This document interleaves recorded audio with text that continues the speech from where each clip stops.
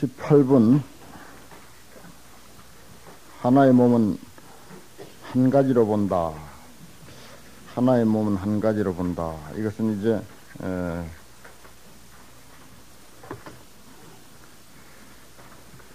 부처님의 5가지 눈, 오안이라고 하는 것이 나옵니다. 오안이 나오는데 이 부처님은 이와 같이 5가지 눈을 갖췄는데 그 5가지 눈으로 일체 국토에 있는 모든 중생의 가지가지 마음을 열애는 다 안다 하는 그런 말을 하고 있어요.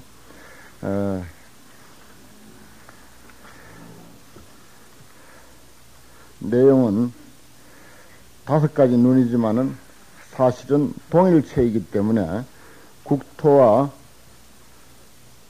자신과 또 그 국토에 있는 중생과 부처님과 이것이 사실은 동일한 생명인 까닭에 하나의 몸으로 한 가지로 본다 한 그런 그 내용이 있습니다.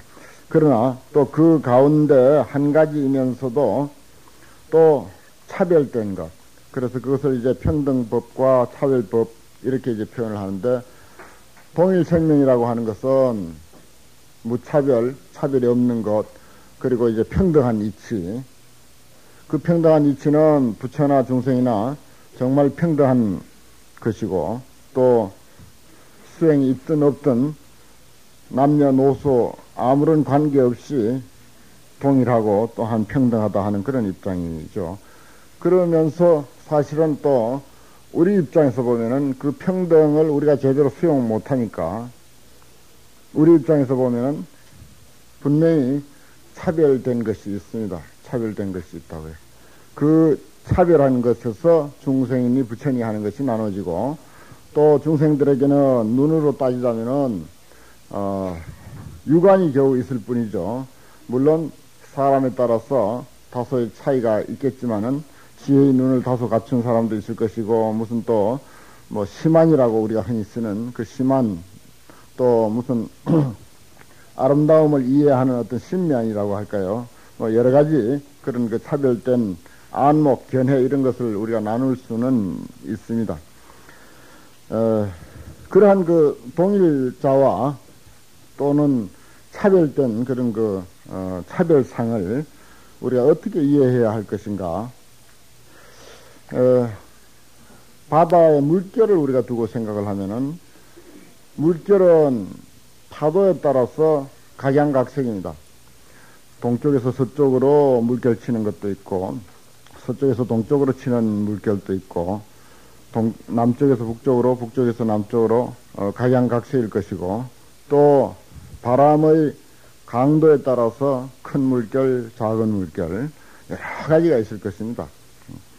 바람에 아주 그 나부끼는 것이 있을 것이고, 아주 크게 산더미처럼 밀려오는 그런 거대한 물결도 있을 것이고, 각양각색일 것입니다.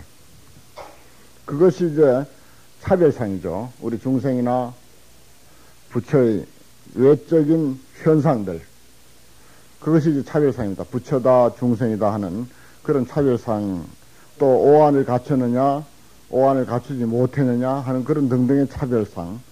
이러한 그 차별상이 사실은 우리들의 그 견해에서는 사실은 이해하기가 쉽습니다. 우리가 볼 수 있고 이해할 수 있는 것은 사실은 차별된 모습들 뿐이에요.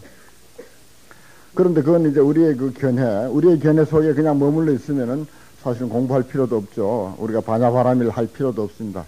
우리가 이런 시간을 통해서 반야의 눈을, 지혜의 눈을 갖춤으로 해서 결국은 무차별, 평등한, 동일한 그 생명의 그 어떤, 내면을 꿰뚫어 볼 수 있는 그런 안목, 또 동일한 생명체에서 펼쳐지는, 우리의 그 삶, 새로운 그런 그, 어떤 그 생활, 그것이 보살의 인생이 됐든, 부처의 인생이 됐든, 어떤 보현행자의 그 삶이 됐든, 뭐 여러 가지로 표현할 수가 있겠습니다만은, 그런 어떤 그, 우리에게 본래로 갖춰져 있는 그런 그 평등한 생명, 동일한 생명체, 이것을 우리가 지혜의 눈으로 제대로 꿰뚫어 봄으로 해서 우리의 삶이 바뀌어진다는 것입니다.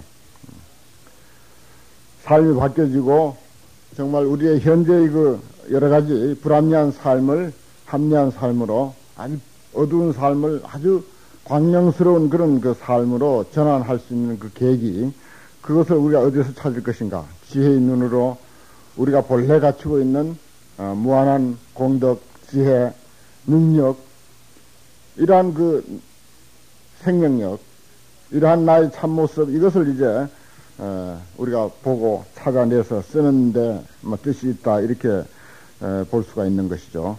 그 동일한 그 생명체라고 하는 것은 물결은 차별한 것이라면 사실은 물이라고 하는 사실, 또 거기서 한 걸음 더 나아가면은 젖는다고 하는 그 물의 성질, 거기에 있어서는 변함이 없습니다. 동쪽에 있는 물이든 서쪽에 있는 물이든, 물결 치는 물이든 고요히 있는 물이든, 아니면 이슬로 된 물이든 아니면 엉겨 있는 물이든 간에 물의 성질은 그것은 동일하다고 하는 것입니다. 동일하다고 한 것은 하나다라고 하는 이야기입니다. 하나다라고 하는. 지금 여기 이 공간에, 우리가 있는 이 공간에 물의 성분이 얼마든지 있습니다.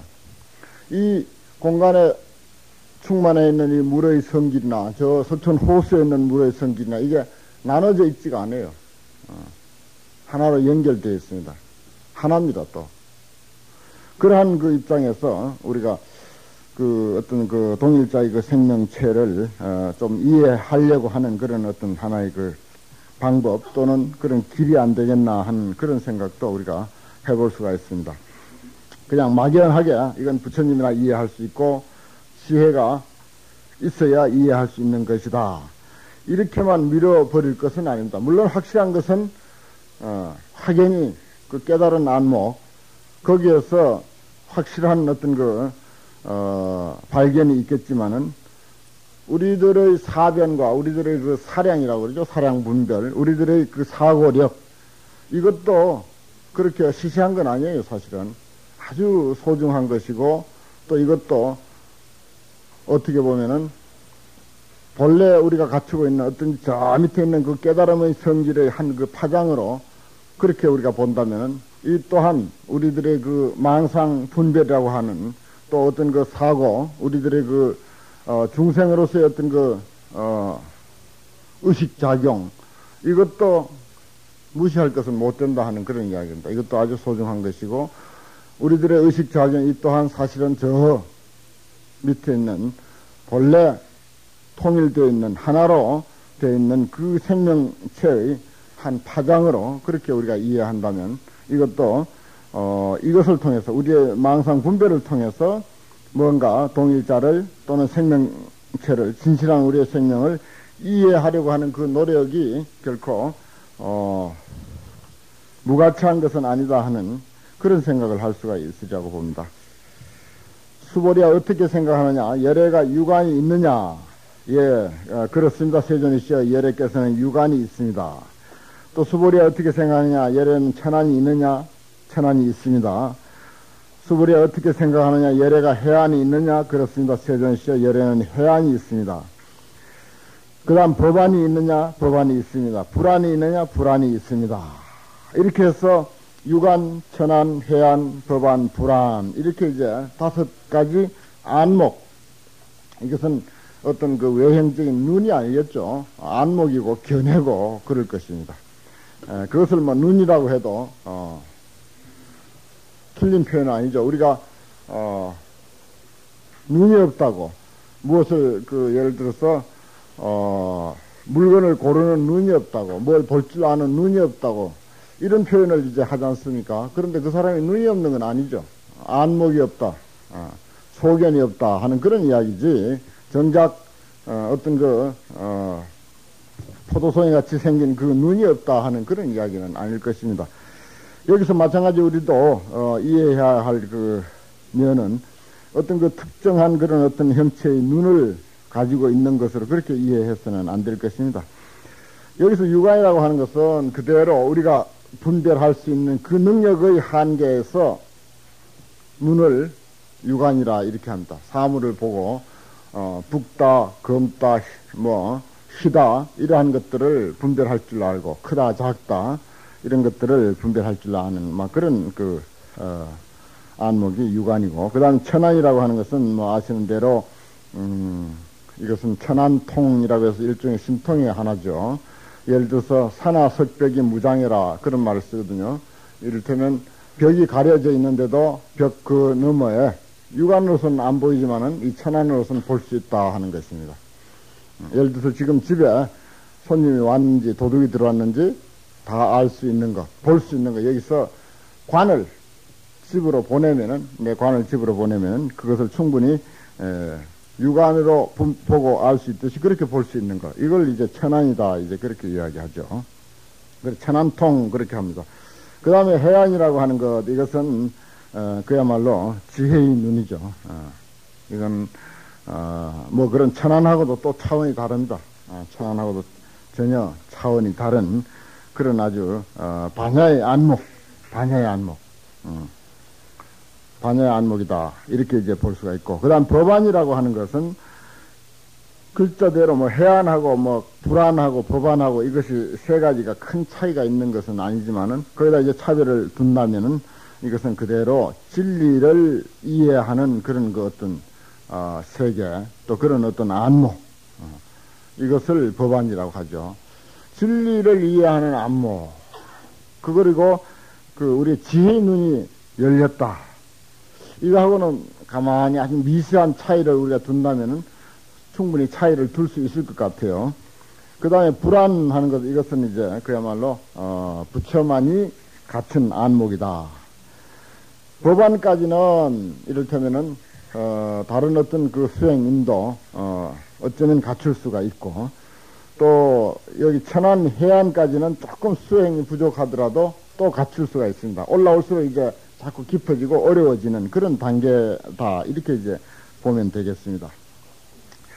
그렇게 이제 해놓고 오한이 있다라고 하는 이제 문답을 통해서 인정을 받아놓고, 그 다음 수보리가 어떻게 생각하느냐. 저 항아 가운데 있는 모래를 열애가 말한 적이 있느냐. 흔히 있었죠.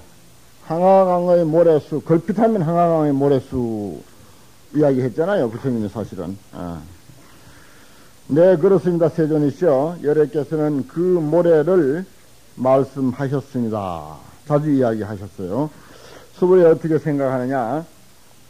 저 한 항아 가운데 있는 모래수와 같은 항아가 또 있어. 이 모든 항아에 있는 바 모래수만큼의 불세계가 다시 있다면 얼마나 많다 하겠느냐. 요 비유는 저 앞에도 나왔죠. 예.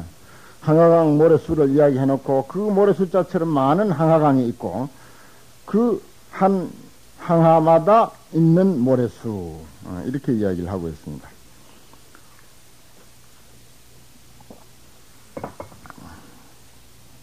여기서 불세계라고 하는 말은 그냥 세계라고 하는 것하고는 좀 다르죠. 한 부처님이 교화하는 어떤 그 범위를 불세계다 이렇게 합니다. 이를테면 우리가 남선부주 또 이 사바세계가 남선부주뿐만 아니고 사바세계 하면은 동서남북 일사천하를 다 사바세계라고 할 수가 있고 한데, 이것은 서가모니 부처님의 교화의 영역이다 이렇게 이제 봅니다. 그것을 일불세계 이렇게 이제 설명드릴 수가 있죠. 그와 같은 많은 불세계, 물론 심이 많습니다. 세존이시여, 부처님의 수보리에게 이르셨다. 저 국토 가운데 있는 바 중생의 그 많은 국토입니다. 불세계죠. 항아강에 있는 모래수자 많지 많은 항아강의 모래수 같은 그런 불세계, 그런 국토 가운데 있는 바 중생의 가지가지 마음을 열애가 다 아느니라. 이것이 말하자면 부처님의 지혜의 눈이고 또 부처님의 법의 눈이고 부처님의 눈이고 이렇게 볼 수가 있죠. 이것을 우리가 물론 경전에 있는 말씀이니까 뭐 그대로 우리가 믿어야 됩니다. 우리는 그 평생 함께 사는 한 사람의 마음도 몰라가지고 참 그 곤란할 때가 많죠. 그런데 부처님은 어떻습니까? 부처님의 지혜라고 하는 거, 정말 툭 트인 지혜라고 하는 것은 이게 과장이 아닙니다, 절대. 과장도 아니고, 거짓말도 아니고, 그대로 사실대로예요. 우리의 지혜의 눈이 제대로 열려버리면요, 이 우주 법계와 내가 하나가 돼버리니까, 하나라면 모를 리가 없죠. 하나라면. 다 하나야. 모든 사물 하나와 내가 하나고, 모든 중생 하나하나와 내가 하나다. 그렇다면 내 마음 알듯이 아는 거지 뭐. 간단한 거예요. 어려운 게 아닙니다. 우리가 지금 알고 있는 그런 어떤 마음의 작용, 인식의 그 능력, 이것과 한번 비교해 볼 때 참 어이가 없죠. 부처님은 늘 중생들과 더불어 살아서 잘 아니까, 친해서 중생들의 마음을 아는 게 아닙니다. 전혀 몰라요. 얼마나 거리가 멀리 떨어져 있는지 알 수가 없습니다. 왜냐하면 워낙 이 불세계가 넓으니까, 넓은 범위를 이야기했으니까. 그 속에 있는 어마어마한 많은 중생들의 마음, 이걸 다 안다 하는 그런 이야기죠. 그런데 아까 이야기했듯이 참 우리는 평생 같이 살아도 도대체 한 사람의 마음을 알 때도 있고 모를 때도 있고 이건가 하면 저거고 저건가 하면 이거고 도대체 알 수가 없는 거요. 안다고 다짐해봤자 사실은 그게 제대로 안 것도 아니고. 어찌한 까닭이냐? 열애가 말한 바 모든 마음이 다 이것이 마음이 아니요 그 이름이 마음인 까닭이다. 그 논리는 늘 나왔던 것이고 해서 수십 번 나왔던 것이라서 더 설명할 필요가 없고, 또 여기서 이제 다른 각도로 이제 부처님이 중생들의 마음을 다 안다라고 하는 것을 생각해 보면은 이렇게도 볼 수가 있어요. 여기서 이제 이야기는 안다고 하는 것은 앞서 설명한 그대로입니다. 부처님의 지혜로서 중생들의 마음을 낱낱 독립된 마음으로 보지 아니하고 당신과 일체다라고 하는 입장이니까 다 아는 것. 이게 이제 바른 이해고, 또 우리도 알 수 있어요, 사실. 다 알 수 있어요. 여기에 중생이라고 조건을 달았어요. 중생의 가지가지 마음을 얘네가 다 안다. 중생들 마음 써봤자지 뭐. 그 안에 다 있지 뭐. 다 알 수 있잖아요. 무슨 마음 또 무슨 딴 마음이 무슨 마음이 또 있겠어요. 다 알 수 있는 마음이요. 우리 중생들이 일으키는 그 마음이 몰라도 무슨 마음을 일으키는지 몰라도 갑을 생각했는지 을을 생각했는지 그거는 분별은 못해도 역시 갑이나 을이나 둘 중에 하나요. 화난 거지 뭐 그거. 다 알 수 있어요. 모르긴 왜 몰라요. 뻔하지.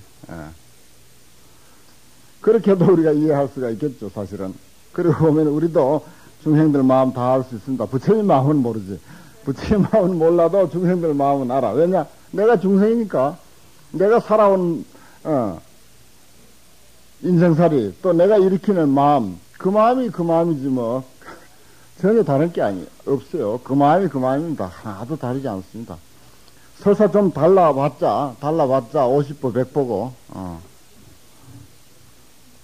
별 차이가 없죠. 자, 우리가 이해하는, 우리가 아는 입장으로, 모르는 입장으로 이야기하니까 캄캄하지만은, 일생 같이 살아도 모르지만은, 아는 입장으로 또 생각을 하니까 간단히 알 수 있잖아요. 여기에 표현한 이렇게 많고 많은 중생들 또 우리가 다 알 수 있는 거예요. 중생 놀이 뻔하지 뭐, 중생 생각하는 거 뻔하고, 생각 속에. 뭐, 달리 무슨 생각이 있겠어요? 뻔한 거예요. 이렇게 환히 알 수 있듯이, 우리도 그렇게 아는데, 부처님이야 더 말할 것 없죠. 우리도 아는데, 우리도 중생 속을 다 아는데, 부처님이야 더 말할 것 없이 환하게 아실 것 아닙니까? 그러면 여기서 이렇게 많은 중생을 안다고 하는 것이 그 별 문제가 아니다 하는 그런 결론이 내려지는 것입니다. 별로 어려울 거 없으시죠? 중생 마음 아는 거 별로 어렵지 않겠죠? 별로 어렵지 않습니다, 사실. 그런데 부처님이야 더 말할 것 없죠. 그 다음, 이유가 무엇이냐? 수보리야 지나간 마음도 얻을 수 없으며, 현재의 마음도 얻을 수 없으며, 미래의 마음도 얻을 수 없느니라. 요건 이제, 열애가 말한 바 모든 마음이 다 마음이 아니요 그 이름이 마음이니라 라고 하는 말의 연결입니다. 아시겠죠? 그렇다면은 마음 하는 우리가 3살 먹은 아이도 마음 부정은 못하지만은 우리가 정작 마음을 찾으려면은 찾을 길이 없다. 그러면서 뭐라고? 그 자리는 공적한 자리다. 그렇죠? 공적한 자리고 정멸한 자리다. 그렇습니다. 그렇기 때문에 사실은 말이 마음이지 마음이라 할 게 없다. 우리가 말하는 마음이라고 하는 것은 이 이름이 마음이지 사실은 마음이 아니다. 이해가 되죠? 우리가 마음 하지만은 사실 말이 마음이지 마음이 어디 있어요? 마음은 마음이 아니야. 말이 마음이야. 그저 마음이라고 할 뿐이야. 마음이라고 할 뿐이지 여러분들 저 마음 솔직하게 뭐 꼬집어서 이것이 마음이다라고 할 자신 있는 사람 어디 있습니까? 그저 말이 마음일 뿐이야. 이름이 마음일 뿐이라고요.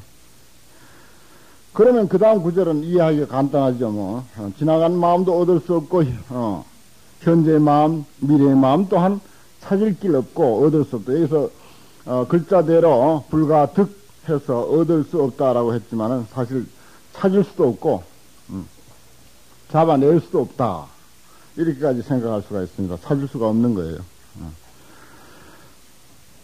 그건 이제 여기서 부처님이 말씀했고 또 지난번에 내가 말씀드렸듯이 우리 중생이 미혹하고 능력이 부족해서 못 찾는 것이 아니라 본래 그 자리가 공적하기 때문에 석가 달마가 얻고 싶고 석가 달마가 찾고 싶어도 못 찾는 자리가 바로 마음자리예요. 이 대목에는 그 아주 유명한 그런 이야기가 늘 따라다니죠. 옛날에 어떤 그 노파가 덕탄스님이라고 하는 아주 금강경의 대가를 그야말로 점심도 못 사먹고 굶기게 한 그런 그 이야기가 있죠. 덕탄스님이라고 한 분은 주금강이라고 할 성이 주신데 별명이 주금강이라고 할 정도로 금강경에 대한 연구가 아주 굉장히 깊었습니다. 그래서 거기에 연구 논문도 아주 많았어요. 그런데 어느 지방에 불임문자 견성성불 선을 주장하면서 문자를 부정하고 이 경전 문자라면 경전이죠. 경전을 부정하고 경전 그까지가 아무 필요 없다. 그대로 마음을 깨달아야 부처지 경전 그게 무슨 소용이 있나. 이렇게 큰 소리 치는 사람이 있다기에 한번 가서 골려주고 그 얘기를 꺾어주려고 사실은 금강경을 짊어지고 찾아가는 길에 점심시간이 돼가지고 어느 도시에 이르러서 점심을 먹으려고 하는데 마침 떡장수가 있기에 떡을 사 먹으려고 하는 그런 그 찰나죠. 근데 그 떡장수는 노보살님이야. 노보살님이라 그래 떡을 좀 사 먹으려고 하는데 그 노보살님이 묻지 않습니까? 아 스님 그 짊어진 게 뭐냐고 그 걸망 그 북새통 같은 걸망 무엇을 그렇게 많이 담고 다니냐 이렇게 물으니까 내가 말이지 금강경을 그동안 연구한 연구소액이라고. 그래요. 그러면 금강경을 아주 잘 아시겠네요. 아 금강경에 대해서야 내가 박사지. 예. 그렇게 하니까 그러면 내가 한마디 묻겠다고. 다른 거 묻는 게 아니고 바로 금강경에 대해서 묻겠다고. 그래서 물으라고. 자신 있게 물으라고. 그래 할머니가 이제 만약에 금강경에 대해서 묻는 것을 제대로 대답을 하면은 떡을 그냥 드릴 것이고 만약에 대답을 제대로 못 하신다면은 내인데 떡 못 사 먹을 것은 말할 것도 없고 이 동네에서는 떡 못 사지 않습니다. 약속하십시다. 그랬거든요. 그러니까 오냐 좋다. 금강경에 대해서라면 자신 있다. 그래서 이제 말하자면 게임이 붙었는데 그래 묻는 그 질문이 바로 이거예요. 전번에 내가 질문한 것 어떻게 돼가는지 모르겠습니다.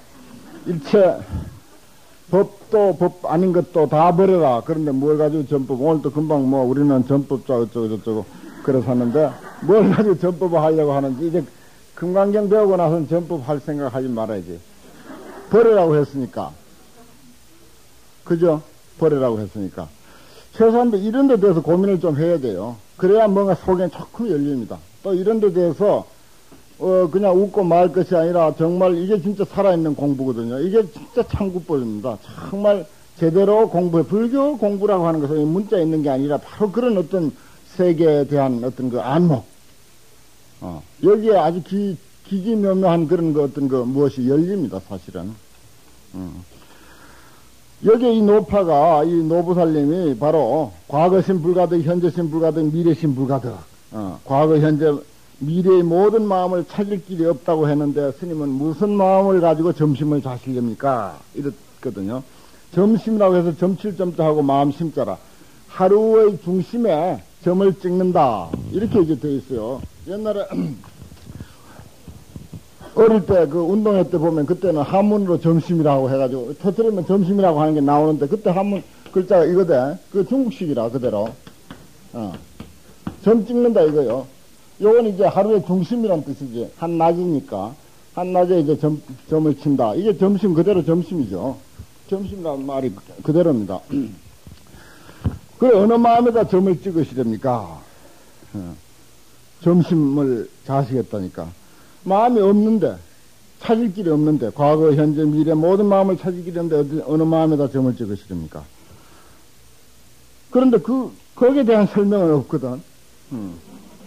이런 질문은 팔만대행경 다 뒤져봐야 없더라고요. 그래서 이 덕산 스님이 그만 기가 막힌 거지. 땀을 뻘뻘 흘리면서 아무리 생각해봐야 거기에 대한 연구는 없고 또 대답할 길이 없는 거야. 맞거든요.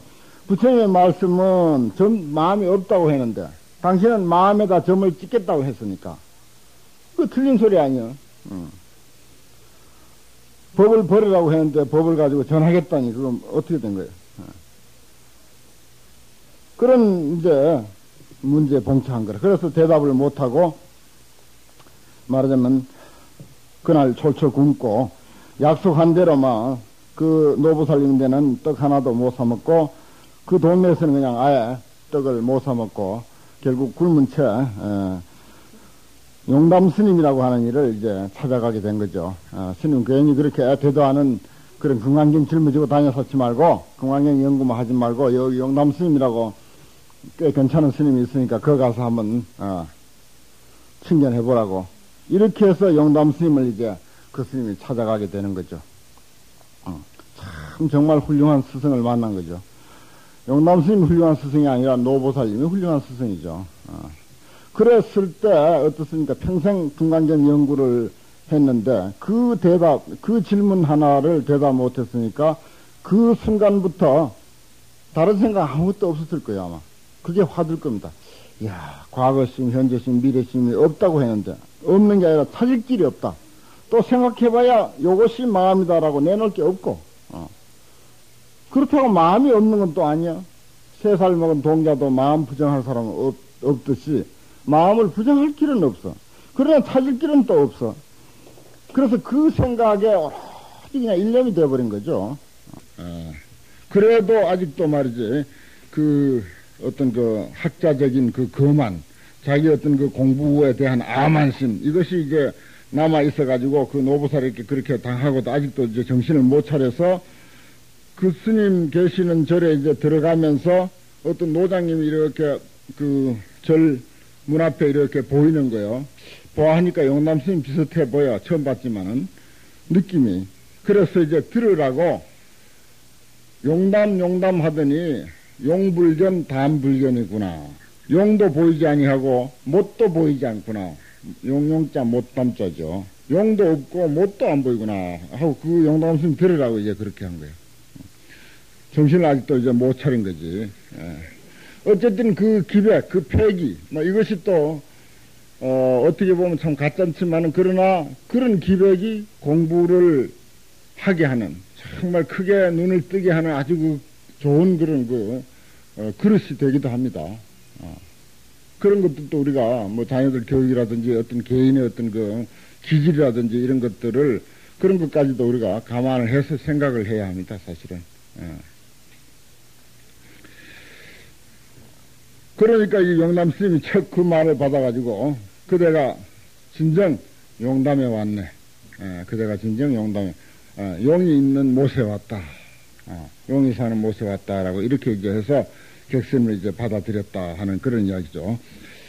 그래서 이제 뭐 저녁도 대접하고 그럭저럭 이제 이런저런 뭐 안부도 묻고 또 뭐 그 지방의 그런 어떤 그 분위기라 할까 또 사찰의 그런 어떤 그 내용 같은 거 이런 걸 이제 묻습니다.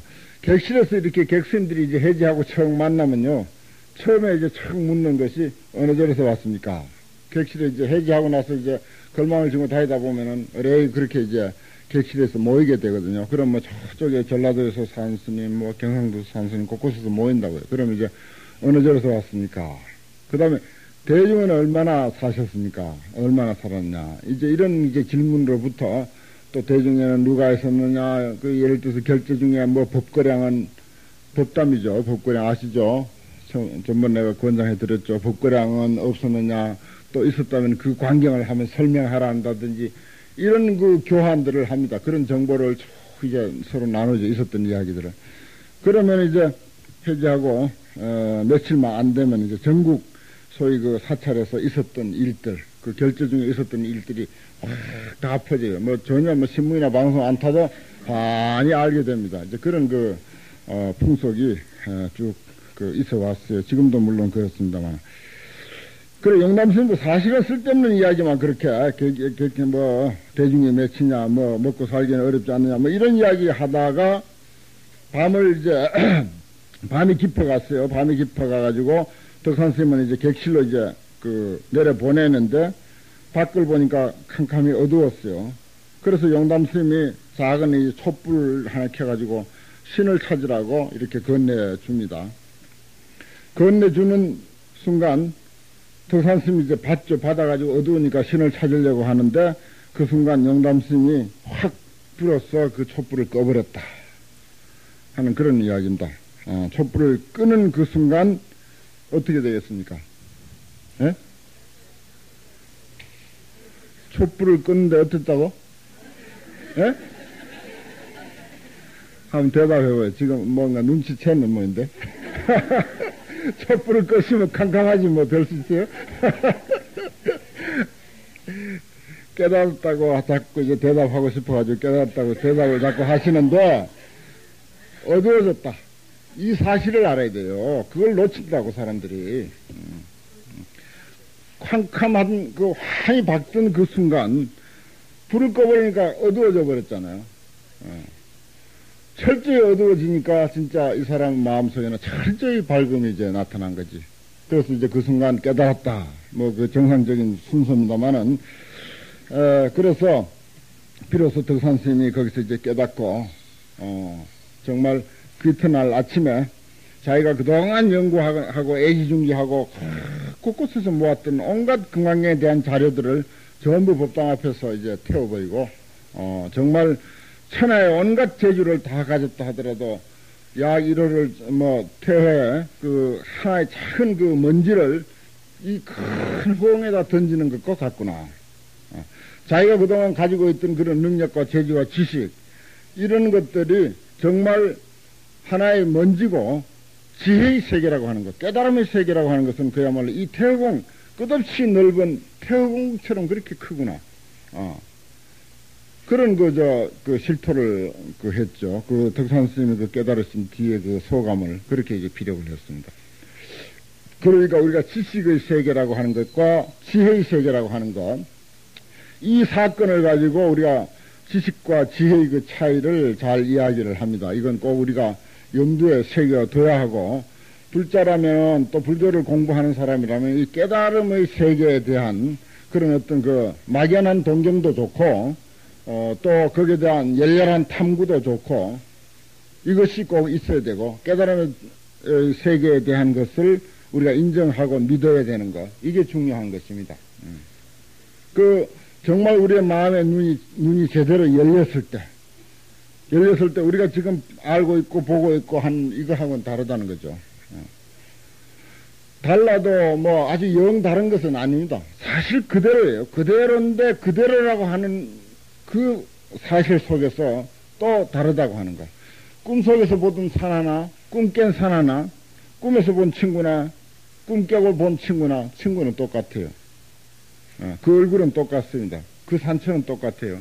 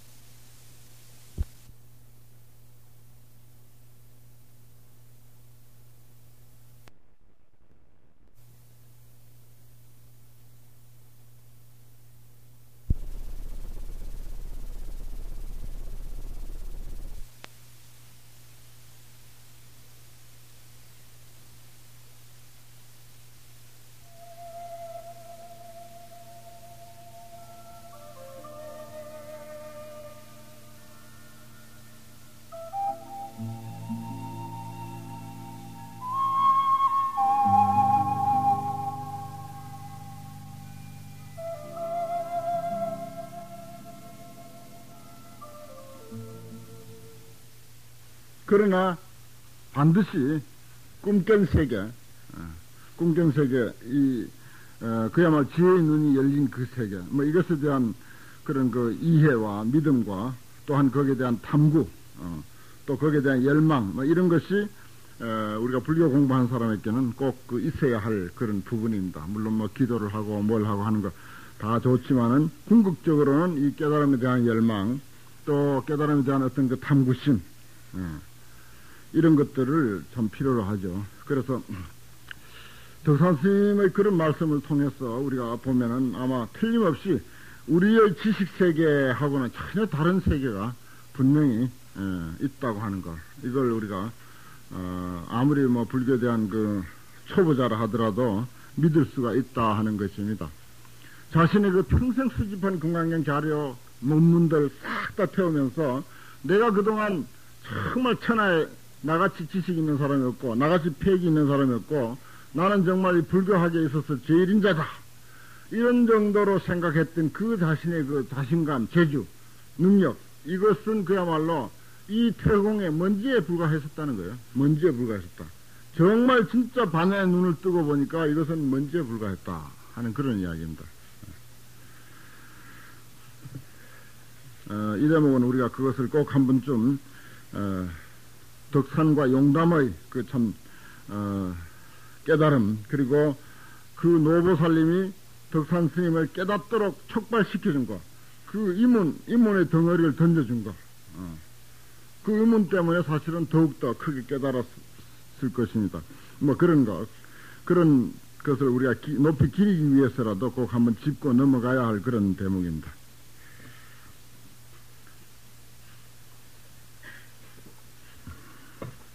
그 다음에 이제 법계를 통하여 교화하다. 법계를 모두 교화한다. 여기 역시 이제 금강경의 그 위대함을 이제 나타내는 금강경 공덕의 훌륭함을 표현하는 그런 대목이 되죠. 수보리야 어떻게 생각하느냐. 만약 사람이 있어 삼천대천세계에 가득 찬 칠보를 가지고 보시에 쓴다면 그 사람이 이 인연으로 얻는 복이 많다 하겠느냐. 그러함에도 세존이시여 그 사람은 이 인연으로 심히 많은 복을 얻겠습니다. 수보리야 만약 복덕이 실다움이 있을진데 열애가 복덕 얻음이 많다고 말하지 않으련만 복덕이 없는 거로 열애가 많은 복덕을 얻는다고 말하느니라.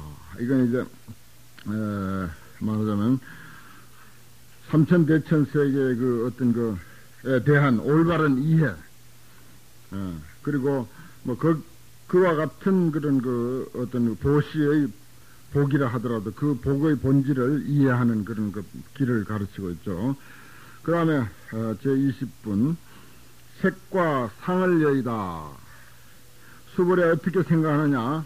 열애를 가히 색신이 부족한 것으로서 볼 수 있겠느냐. 여기에서 이제 30 이상이라고 하지 않고 구족색신이다. 색신, 어떤 그 말하자면 외형적인 육체적인 어떤 그런 모습을 원만히 만족하게 완전하게 부족하게 갖춘 그런 모습 그렇게 이야기를 하고 있습니다. 아니옵니다. 세존이시여 열애를 마땅히 색신이 부족한 것으로서 볼 수 없사옵니다. 30 이상으로 볼 수 없듯이. 그렇죠. 왜냐하면 여러께서 말씀하시는 색신이 부족하다 하심이 곧 부족한 색신이 아니었고 그 이름이 부족한 색신이옵니다. 다 지혜의 눈으로 볼 때 그건 있는 게 아니라는 것이죠. 말이 있는 것일 뿐이다. 그 다음에는 이제 여기서는 개인적인 말하자면 어떤 그 색신 구족을 말하고 여기는 이제 여러 가지 낱낱상 길상으로서의 그 상을 구족한 입장. 색신 구족이라고 하는 것은 전체적인 것을 말한다면 여기는 부분적인 상 하나하나의 구족함을 이야기하는 대목입니다. 수보리야 어떻게 생각하느냐? 열애를 가히 모든 상이 부족한 것으로 보겠느냐? 아니옵니다. 제상구족이라고 경문에 그래 되어 있죠. 아닙니다. 세존시여 열애는 모든 상이 부족한 것으로서 볼 수 없사옵니다. 어찌한 까닭인가 하오면 열애께서 말씀하신 모든 상의 부족함이 곧 구족이 아니었고 그 이름이 모든 상의 구족이옵니다. 이건 어려울 게 없습니다.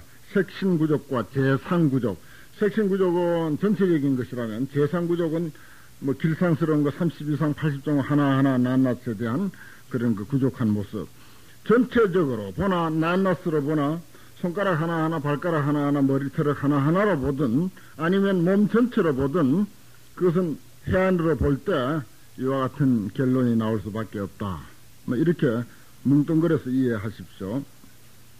그 다음 제21분 말이 아님을 설한. 수보리아는 열애가 생각하기를 내가 마땅히 설한 바 법이 있다 한다고 이러지 마라. 이번에 이제 저 앞에도 비슷한 말이 나왔었죠. 이런 생각, 이런 말 하지 말지니 어찌한 까닭이냐. 그러니까 그런 말 하지 말라는 거죠. 쉽게 표현하면은 열애가 설한 바 법이 있다라고 생각한다라고 말하지 말라 이 말입니다. 부처님께서 스스로 나는 설법을 한 것이 있다라고 생각하려니라고 말하지 마라. 써버려. 열애는 그런 생각 안 한다 이 말이지. 그건 우리가 그동안 배워온 상식으로도 이해가 됩니다. 만약 어떤 사람이 말하기를 열애가 설한 바 법이 있다고 한다면 이는 곧 열애를 비방함이 되나니 이 대목이 또 우리에게는 문제를 던져주고 있습니다. 문제를 자꾸 우리가 일으킴으로 해서 사실은 그 좀 금강경의 그 어떤 그 진실과 금강경에서 이해시키고자 하는 그런 그 내면의 세계에 조금이라도 파고 들어가는 그런 길이 돼요. 우리가 부처님 설하신 법 때문에 이렇게 살아가고 있습니다. 그런데 부처님 말씀은 부처님께서 설하신 바 법이 있다고 한다면은 이는 곧 열애를 비방하면 된다. 부처님을 비방한다. 부처님 이야기할 때 부처님 설법 이야기 아니할 수 없습니다. 설법 빼버리면 그야말로 부처님 이야기할 거리가 아무것도 없어요. 그런데 정작 설법을 하면은 설법한 것이 있다고 하면 부처님을 비방한 게 된다니 그 왜 그럴까? 그냥 하는 소리도 아닌데요. 집착이 생긴다?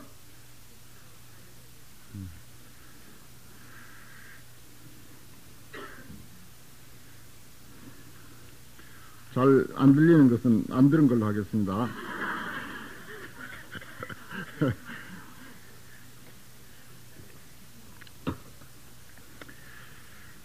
내가 설한 바를 알지 못한 연고라.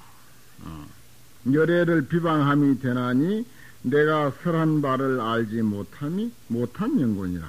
수보리야 법을 설한다는 것이 법이 없음을 가히 말하는 것이니 그 이름이 법을 설함이니라.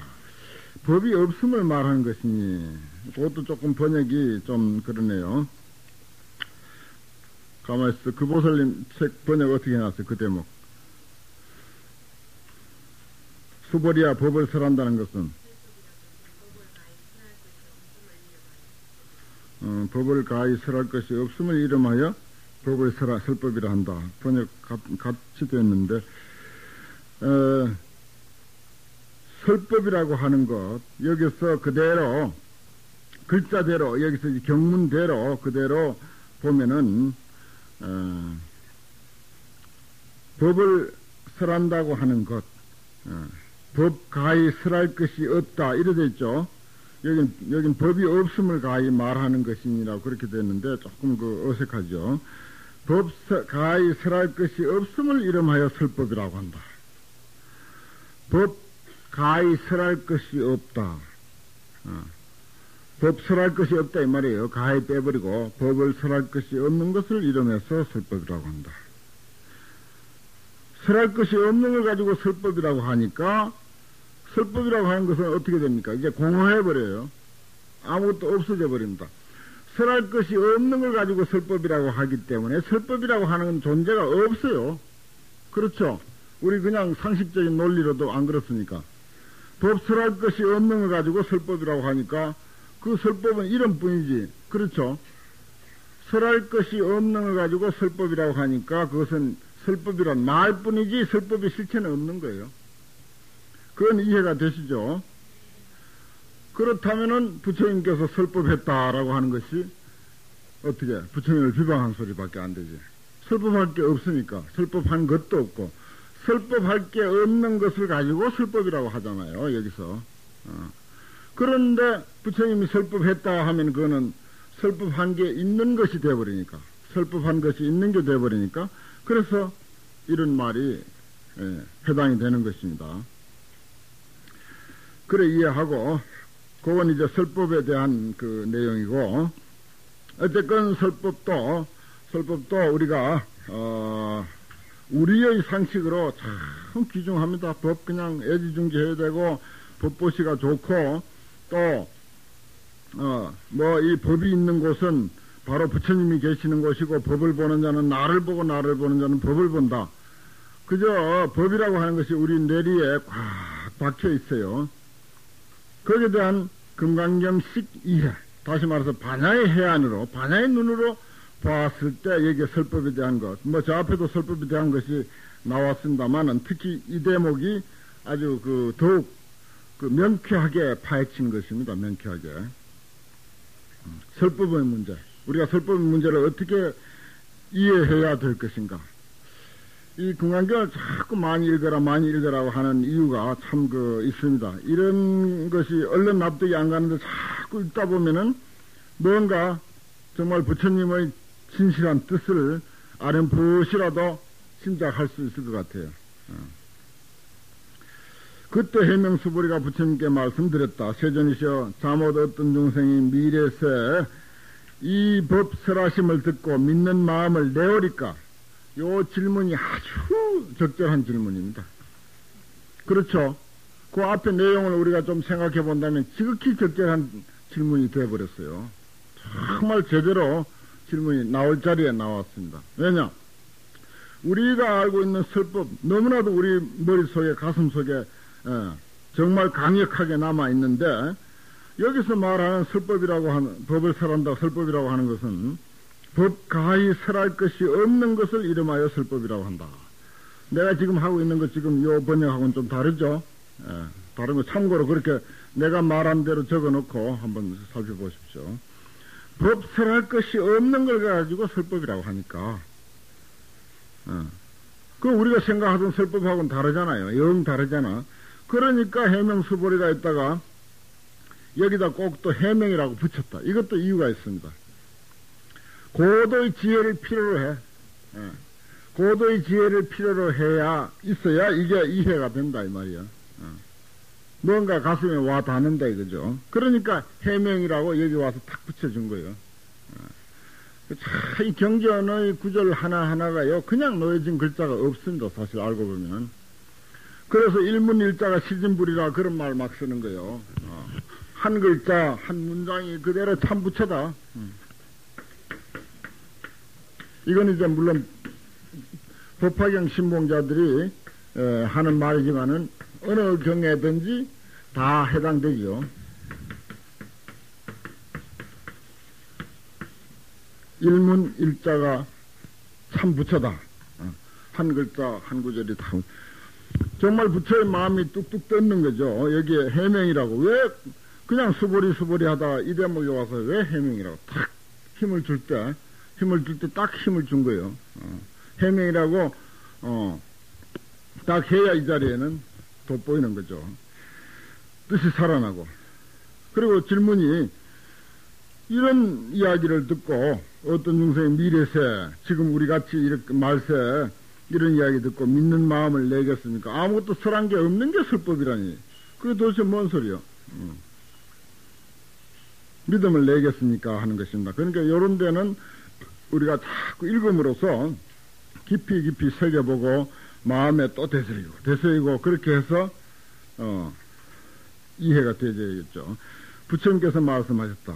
수보리야, 중생, 어떤 중생이 이렇게 했어요. 그러니까 좋다. 수보리 잘 물었다. 그럼 중생 한번 따져보자 이거예요. 그 다음에 중생이라고 하는 거, 우리 마음속에 또 우리의 상식 속에 있는 중생이라고 하는 문제를 그러면 이야기해보겠다. 부처님도 아주 논리에 밝고 어떤 그런 말하자면 수보리의 어떤 그 마음을 잘 쫓아서 수보리의 어떤 보통 일상적인 그런 관념을 깨뜨려 버립니다, 여기서. 글쎄, 보통 우리식으로 하면은, 그래도 말세 신심 있는 중생들이야 이해 안 하겠나? 또, 공안경 열심히 읽는 중생들이라면 아마 이해 안 하겠나? 저기 모르긴 몰라도 아마, 불광법회 중생들이야 이해하겠지. 뭐 이런 식으로 우리가 생각할 거야. 그렇지만 그게 아니에요. 대답이 전혀 일변해버린다. 이거 보십시오. 경을 보는 이게 안목이에요. 전혀 일변, 그런 식으로 나가야 옳죠. 저 앞에는 그렇게 했습니다. 말세 중생들, 이 사람들은 1불, 2불, 3, 4, 5불에 성근을 심어서, 그렇죠. 그래서 충분히 믿을 거야. 상식적으로 그렇게 이야기했어. 여기서는 그게 아니야. 중생이 뭐냐? 수보리야, 저 중생이 아니면 중생 아님도 아니니, 중생도 아니고 중생 아님도 아니야. 어찌한 까닭이랴? 수보리야, 중생이라 하는 것은 열애가 중생 아님을 말하는 것이니 그 이름이 중생이다. 중생자는 중생이 아니고 그 이름이 중생이다. 이렇게 이야기하고 있습니다. 사실 우리 중생 하면 듣기 싫죠.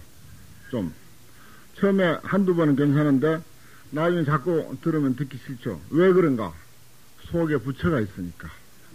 속에 부처가 있으니까 중생 하면 지금 껍데기만 보고 네가 나를 말이지 깔보는데 사실 알고 보면 내 부처인데 네가 왜 자꾸 중생 하느냐. 사실 듣기 싫은 게 그게 중생인데, 듣기 싫어하는 고마움이 중생인데, 고마움이 중생인데, 또 중생은 그건 모르고, 내가 속에 부처가 있는데 네가 나보고 자꾸 중생해 기분 나쁘다고, 내만 중생이냐고, 니도 중생이지. 이렇게 하는 거지. 사실은 그게 중생이고, 고마움이, 그렇게 못 참고 팍 일어나는 고마움이 중생인데, 그러나 그 사람이 생각했던 그 마음도 사실은 진실입니다. 내가 왜 중생이야? 중생이기만 한 것이 아니라 부처이기도 해. 속에는 부처야. 근데 왜 기분 나쁘게 자꾸 중생해? 그게 여기서 이제 사실은 우리가 발견해야 할 대목이고, 또 거기서 한 차원 좀 더 달리 하면은 지혜의 눈으로 우리가 생각을 어떤 생각의 기준을 잡아서 이야기하면은 중생이니 부처니 하는 것, 이것도 사실은 분별이에요. 차별상입니다. 아까 그 파도 이야기를 말씀드렸는데, 큰 파도를 파도라 하고 작은 조그마한 그런 나부끼는 물결은 파도가 아니다. 그렇게 분별하는 것하고 똑같아요. 큰 파도나 작은 파도나, 큰 파도를 부처라 하고 작은 파도를 중생이라고 하는 것이나 차별에 있어서 현상을 보고, 밖에 나타나는 현상을 보고 우리가 뭐라고 하는 것은 똑같은 거예요. 그래서 무불무중생이야. 사실 부처도 없고 중생도 없는 거예요. 그게 지혜의 안목입니다.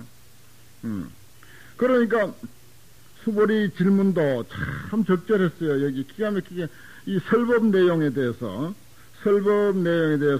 저 앞에서 설법 이야기했던 것하고는 차원이 영 다르죠.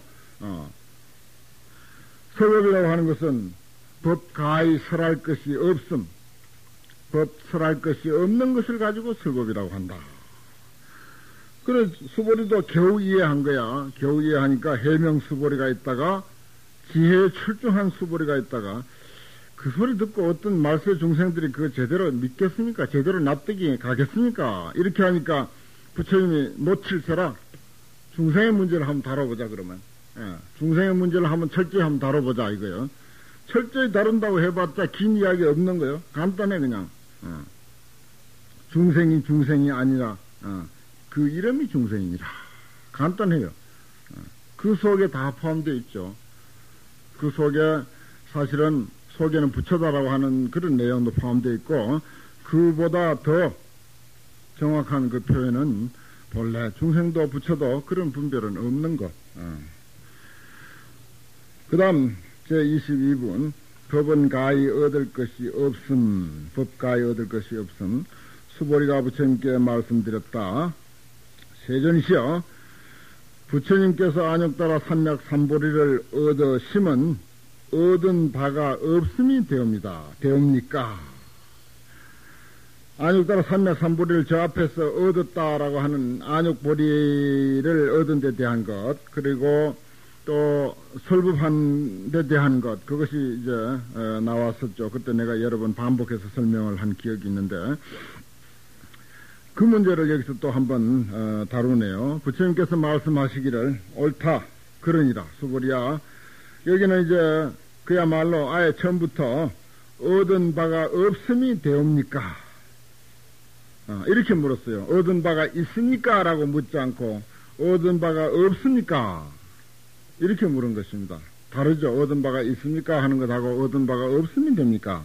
이렇게 물은 거죠. 그건 이제 앞에 중생의 문제하고 연관시켜서 생각하면 쉽게 이해가 되리라고 믿습니다. 수보리야, 내가 안욕따라 삼맥 삼불에 있어 내지 조그마한 법도 얻음이 없으니 이를 안욕따라 삼맥 삼불이라 이름하느니라. 얻은 바가 없다 그랬어요. 수보리도 거의 그런 형식으로 얻은 바가 없음이니까 라고 이렇게 물었고, 역시 부처님도 옳다 그렇다. 내가 안욕따라 삼맥 삼불에 대해서 얻은 바가 없다. 이렇게 하죠. 그리고 이름이 안욕따라 삼맥 삼불을 얻은 것이다. 그 다음 또 23분 역시 안욕따라 삼맥 삼불이가 조금 연결이 되죠. 그리고 선법의 문제 두 가지가 이제 여기서 이야기되고 있습니다. 다시 또 수보리야, 이 법이 평등하여 높고 낮음이 없으니 이 이름이 안욕따라 삼맥 삼불이니라. 시법이 평등하여 무유고하라. 원문이 그래 됐어요. 시법이 평등하여 무유고하라. 이 법이 평등해서 높고 낮음이 없다. 차별상이 아예 없다. 차별상이. 물의 습기, 물의 성질인 습기의 입장에서 볼 때 파도가 치든 치지 않든 파도가 높든 낮든 그것은 물의 성질인 습기에다가 우리가 관점을 두고 보면 아무 관계가 없는 거예요. 그건 파도가 크든 높든 크든 작든 어렵든 어떤 기체로 날아다니든 아무 상관이 없는 거예요. 시법이 평등하여 무유고하다. 이 법은 평등해서 높고 낮음이 없다. 또 이 법은 평등해서 남도 여도 없다. 이 법은 평등해서 노소도 없다. 이 법은 평등해서 부처도 중생도 없다. 이 법은 평등해서 너도 나도 없다. 여기에 다 갖다 붙일, 상대적인 모든 것은 전부 다 갖다 붙일 수가 있습니다. 그리고 이 세상 또 현상계라고 하는 것, 또 우리의 어떤 인식 능력은 상대적인 것 뿐입니다. 전부 사실은 상대적으로 이루어졌죠. 상대적으로 이루어지지 않는 것이 아무것도 없습니다. 전부 상대적으로 이루어졌습니다. 이게 현상계예요. 그런 그 상대적인 것의 저변에는 절상대, 절대라고 하는 것, 평등, 고하라고 하는 것은 차별이 되겠죠.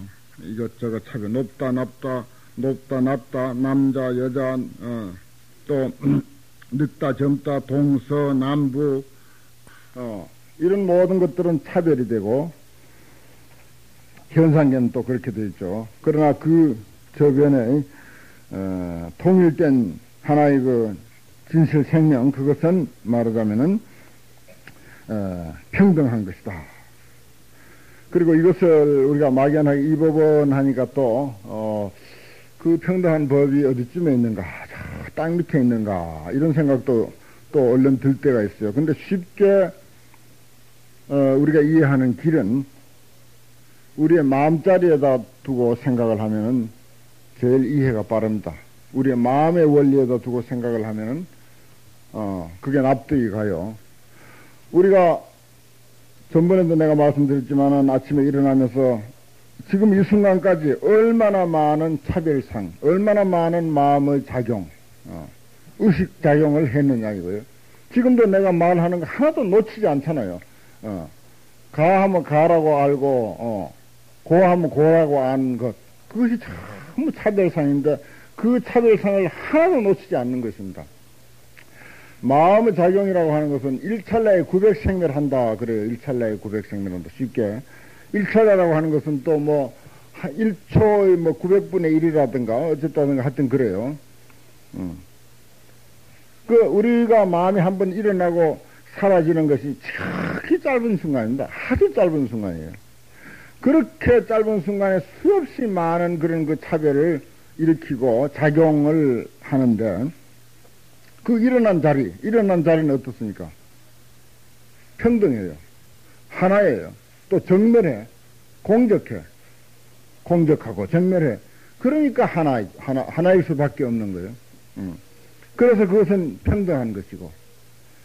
여기서 이 법은 평등해서 하는 이 말도 그렇게 이해하면 우리 마음의 원리에다가 갖다 놓고 이해를 하면 제일 쉽습니다. 사실은 우리의 마음을 이해시키자고 하는 것이고 마음의 원리를 이해시키자고 하는 것이지 그러니까 숱한 하루 가운데 일으키는 그런 차별된 마음 그것도 본질에 있어서 따지고 보면 하나인 생명체 평등한 하나의 그 어떤 그 일심진여 본체에서 나온 것이다. 그 하나라고 하는 것은 바로 평등한 것이죠.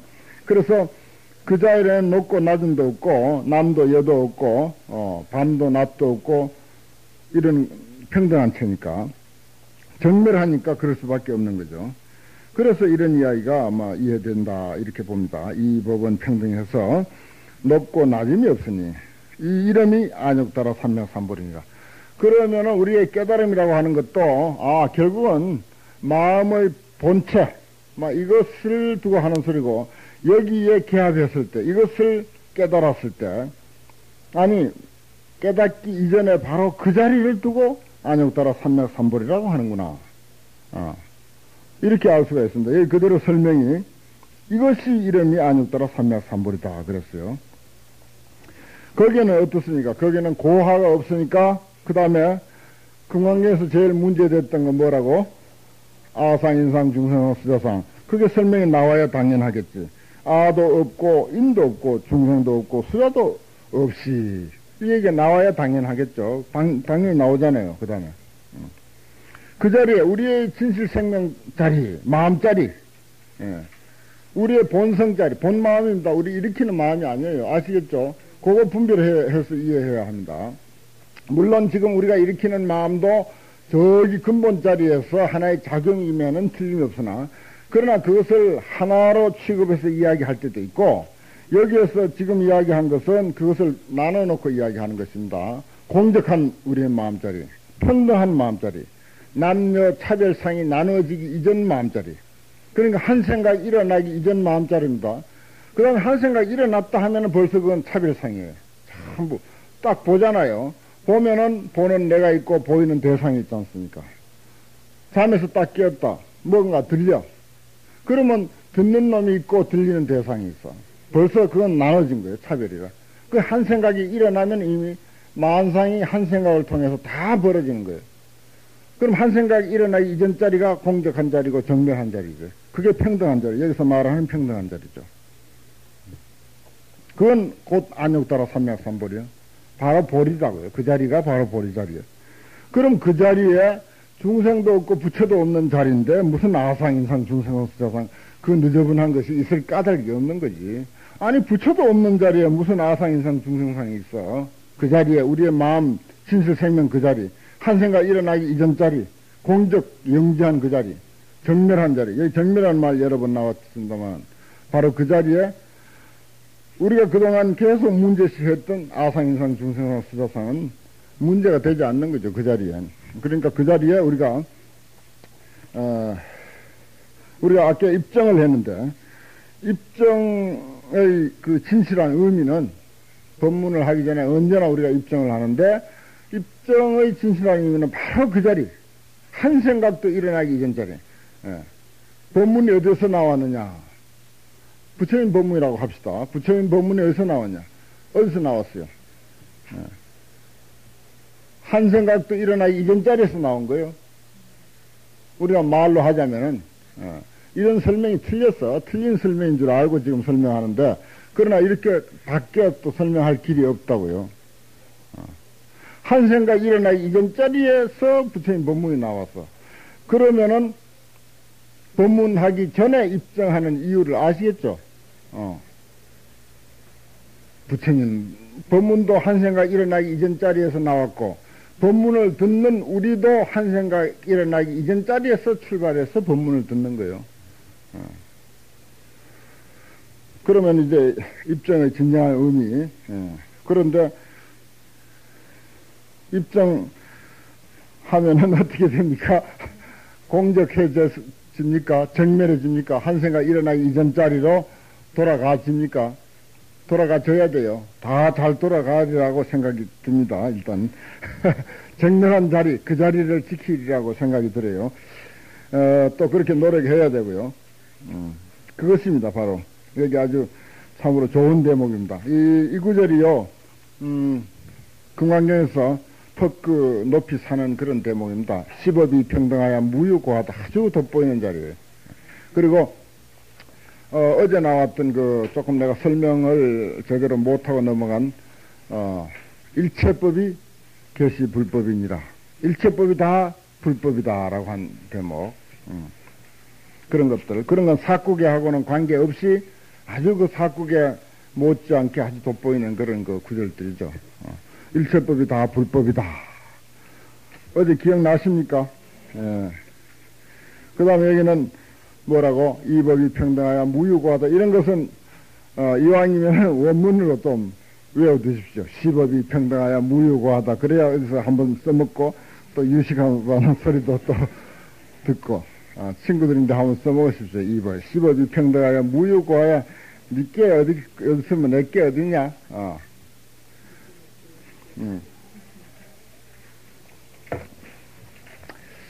그게 이제, 부처님 말씀 또는 진리의 말씀을 가지고 우리가 농담하는 것 같으면서도 생활상에 그렇게라도 자꾸 훈습을 해야 되는 거예요. 우리가 할 일은 훈습뿐이야, 사실은. 훈습. 자꾸 가까이 하는 것 뿐이라고요. 아도 없고 인도 없고 중생도 없고 수자도 없이 일체 선법을 닦으면 곧 안욕따라 삼맥삼보리를 얻느니라. 바로 그 자리가 선법의 자리요. 사실 닦는다고 했지만은 그 자리가 선법의 자리고 그 자리가 안욕따라 삼맥삼보리의 자리다. 무엇을 질문하셨어요?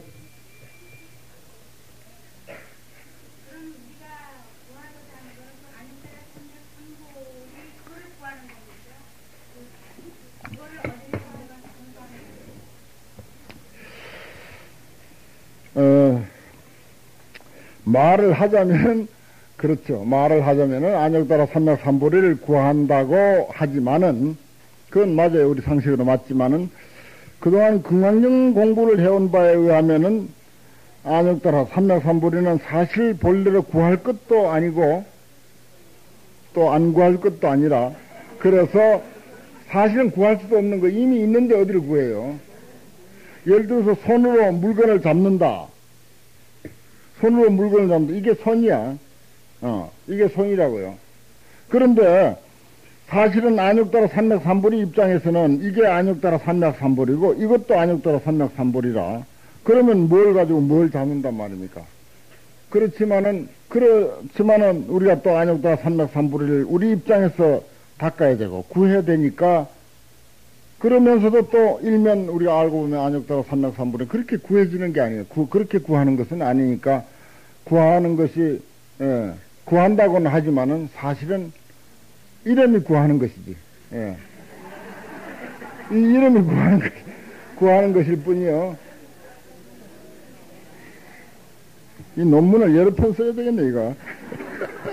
예?